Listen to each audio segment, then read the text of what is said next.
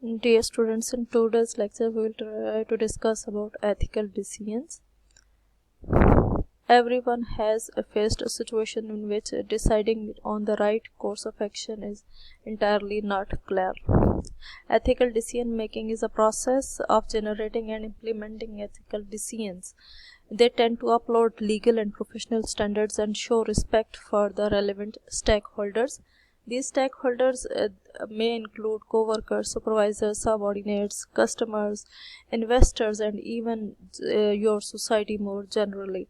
To understand how ethical decision making occurs, first it is important to know what ethical decision is.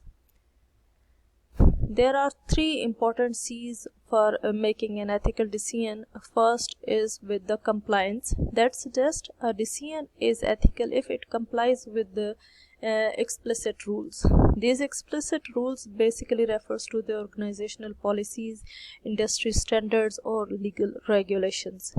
Second C that is important is the principle of consensus.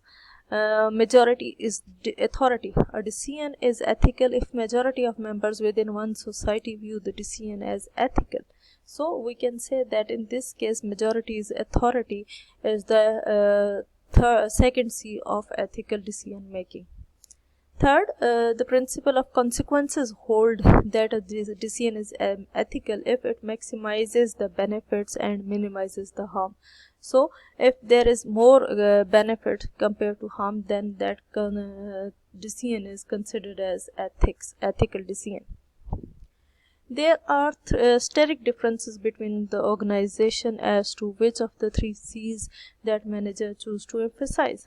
This principle in turn represents the key elements of organization cultures that influence how employees make decisions on their day-to-day basis.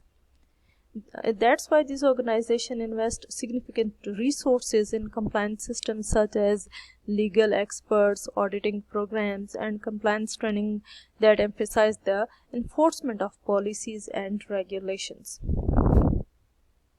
So, how ethical decisions making work? While these three C's help define what an ethical decision is, these principles basically do not explain about the psychological processes by which individuals generate and implement ethical solutions. So, there are basically the Understanding these psychological processes is important because they shed light on the steps that organizations might take to improve the ethical decisions. Historically, the researchers who study ethical decisions may tend to fall into two major schools of thoughts. One is the reasonist school of thought, and second is the intuitionist school of thought.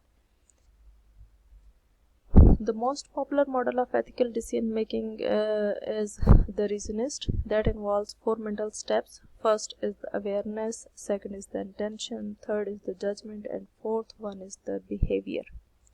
For a person to arrive at an ethical decision, first they must recognize that there is an ethical issue.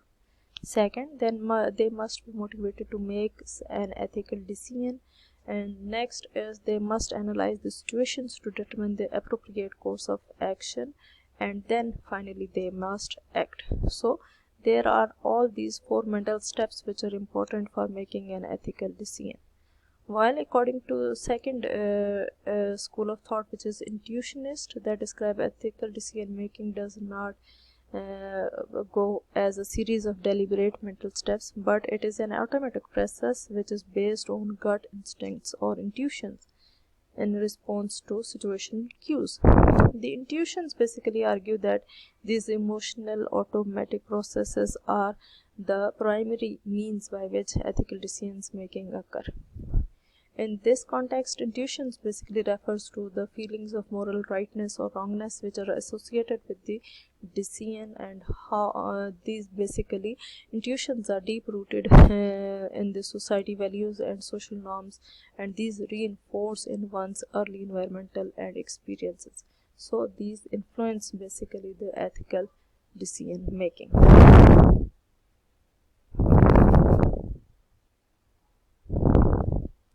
Thank you.